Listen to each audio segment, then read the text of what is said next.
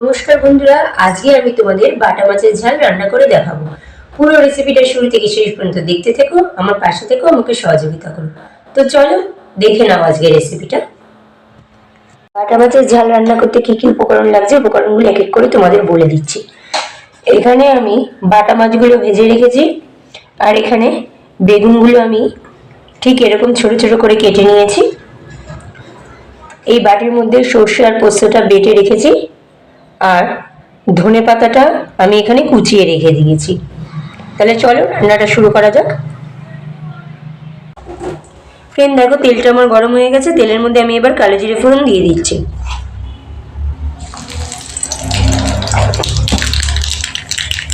কালো জিরেটা তেলের মধ্যে আমি একটু নেড়ে নিয়ে কেটে রাখা বেগুনগুলো তেলের মধ্যে আমি অ্যাড করে দিচ্ছি।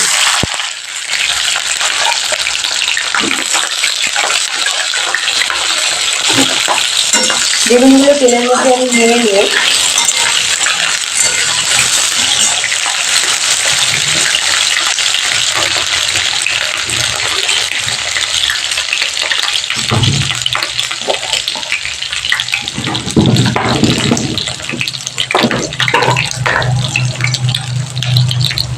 পরিমাণ মতো হলুদ,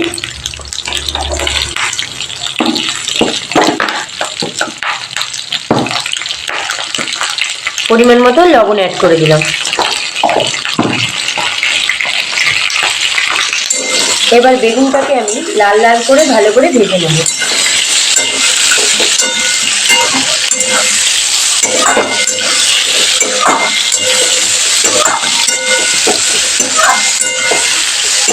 বেগুনটাকে আমি ভালো করে ভেজে নিই, তারপর আবার বাকি রান্নায় ফিরে আসছি। দেখো, বেগুনটাকে আমি হালকা হালকা লাল করে ভেজে নিয়েছি। এবার পেস্ট করে রাখা সর্ষে, পোস্ত আর লঙ্কাটা আমি এই বেগুনের মধ্যে অ্যাড করে দেবো।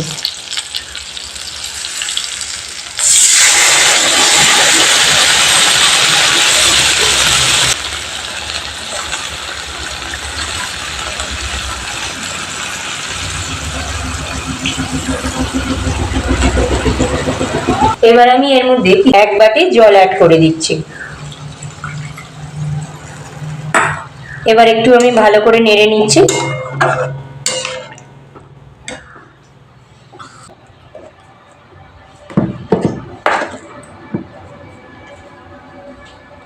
এর মধ্যে আমি কিছুটা পরিমাণ হলুদ অ্যাড করে দিলাম, আর কিছুটা পরিমাণ লবণ অ্যাড করে দিলাম।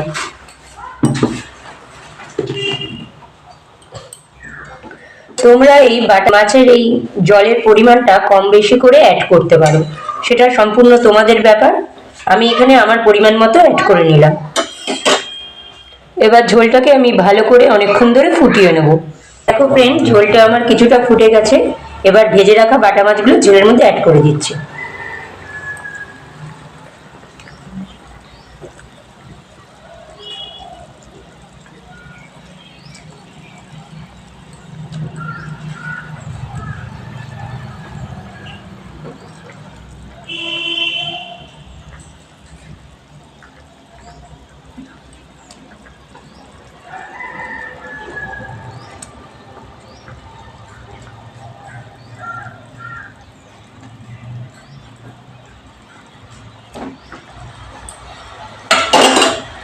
সবকটা বাটা মাছ আমি এক এক করে ঝোলের মধ্যে অ্যাড করে দিলাম। এবার আমি একটু হালকা করে নেড়ে নিচ্ছি।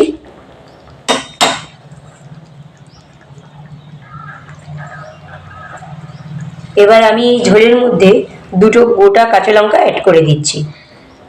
এবার ঝোলটাকে আমি আরো ভালো করে অনেকক্ষণ ধরে ফুটিয়ে নেব। বাটা মাছের ঝাল রান্নাটা আমার হয়ে এসছে, এর মধ্যে সবকিছু ঠিকঠাক আছে। এবার আমি এই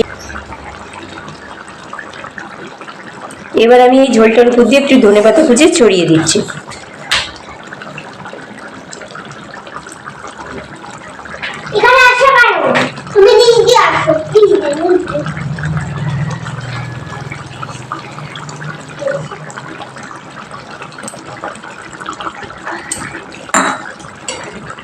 এবার আমি একটু আলতো করে নেড়ে নিচ্ছি।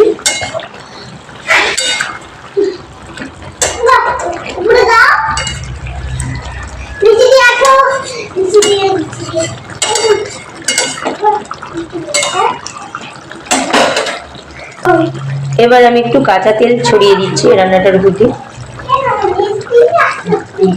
এবার আমি রান্নাটাকে নামিয়ে নিচ্ছি।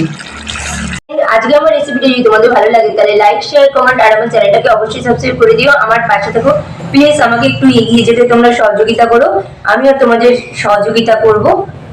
আর আমার পাশে একটু তোমরা যেমন আছো সেইভাবেই একটু থেকো। আর আমার ভিডিওগুলোকে তোমরা ফেসবুক, ইনস্টাগ্রাম, হোয়াটসঅ্যাপের মাধ্যমে প্লিজ একটু শেয়ার করে দিও। আবার দেখা হবে নতুন কোনো রেসিপি নিয়ে নতুন ভাবে তোমাদের কাছে। আজকের মতো বাই।